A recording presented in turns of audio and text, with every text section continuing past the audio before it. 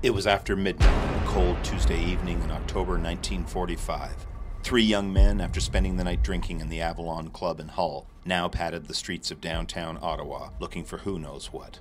One would later confess that they set out to steal a car. Another said they were simply looking for a bootlegger. The third said they had nothing particular in mind, but they were attempting to boost a car when James Shorey, an Ottawa janitor out for a walk, saw them and called the police.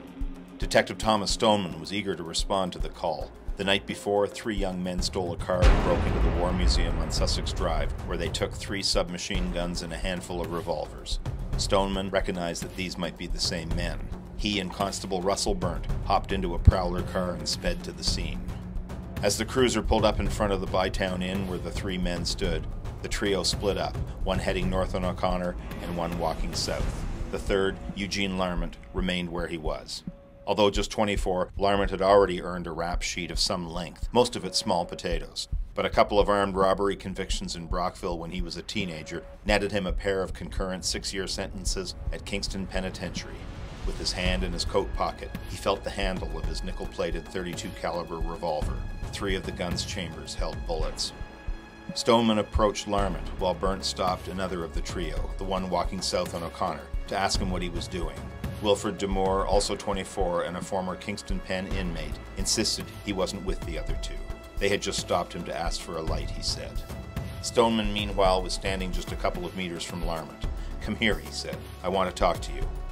"What do you want?" replied Larment. And before Stoneman had a chance to reply, Larment pulled out his revolver and fired from the hip, hitting Stoneman in the left shoulder. The bullet grazed his left lung and came to rest in his aorta. Stoneman fell to the street in a heap. Larment then trained his gun on Burnt and fired. He missed and turned and fled, as did Demore. The 2 headed north on O'Connor, then east on Albert, with Burnt in close pursuit. A second squad car arrived, and Constables Thomas Walsh and John Harden, along with Flight Lieutenant Arthur William Appleby, joined in the chase. With Harden gaining on the pair, Larment turned and fired his final shot. Harden stumbled and fell, and Burnt, mistakenly believing his colleague had been hit, fired a shot above Larment's and Demore's heads. A plate glass window exploded. Burnt fired a second shot at their legs, missing. Larment and Demore cut into an alleyway. Appleby eventually overtook and caught Demore, while Harden continued to follow Larment. Burnt, meanwhile, returned to aid Stoneman, who lay still on O'Connor Street, moaning. In the alley behind the Dunkirk Hotel, Larment rested a minute, hiding behind a parked car. Harden, unable to see him in the dark, kept behind a fence, waiting for Larment to move. His breath regained, Larment darted from his hiding spot and made a beeline back to Albert Street, with Harden close behind.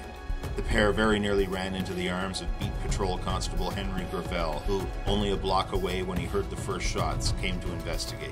Larment pointed his empty revolver at Gravel, but then threw it away in the street. At the corner of Albert and Metcalfe, Gravel fired a shot above Larment's head. Larment ran on, heading south to Slater Street, then turning west and ducking into the first laneway he could find. It was a dead end, with only one way in and out. Gravel followed, firing another shot. Larment was trapped. He hid behind a tree in one corner of a yard, but Gravel spotted him and warned he would shoot if Larment made a false move. Harden arrived and handcuffed Larment. The entire incident lasted just minutes. Ambulance driver Albert Gauthier arrived from his stand just blocks away and rushed Stoneman to the Ottawa hospital, where, at 1:20 a.m., just 18 minutes after Shorey made his initial call to police, he was admitted in critical